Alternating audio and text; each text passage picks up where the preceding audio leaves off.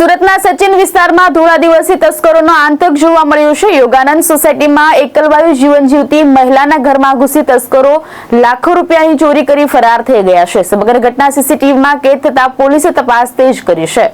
સુરતના સચિન વિસ્તારમાં આવેલી યોગાનંદ સોસાયટીમાં ધોળા દિવસે મોટી ચોરીની ઘટના સામે આવી છે। વિદેશમાં રહેતા પુત્રની ગેરહાજરીમાં એકલી રહેતી અને ટેલરિંગ કામ કરતી મહિલાને તસ્કરોએ નિશાન બનાવી હતી। મોટરસાયકલ ઉપર આવેલા તસ્કરો ઘરની બહાર તાળો તોડી અને અંદર પ્રવેશ્યા હતા અને આશરે 14 તોલા સોનું, 10 તોલા ચાંદી તેમજ 20,000 રૂપિયા રોકડની ચોરી કરી ફરાર થઈ ગયા હતા। સમગ્ર ઘટના નજીકના સીસીટીવી કેમેરામાં કેદ થઈ છે। સચિન પોલીસે ગુનો નોંધી આરોપીઓને ઝડપી પાડવા માટે તપાસનો દોર વેગવાન કર્યો છે। मेरा नाम है नीता जरीवाला। क्या घटना हुआ था आपके?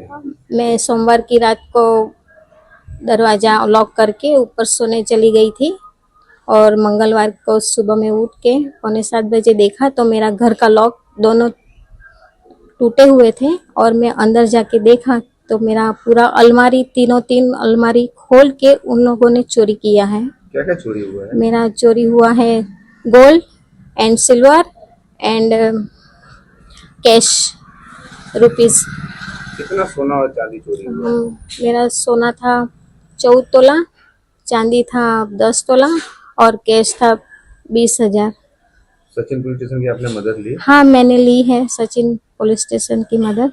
क्या कहा उन्होंने? उन्होंने कहा है कि प्रोसेस चालू कर देंगे अभी और चालू ही है। भावेश उपाध्याय, दृष्टिकोण न्यूज, सूरत।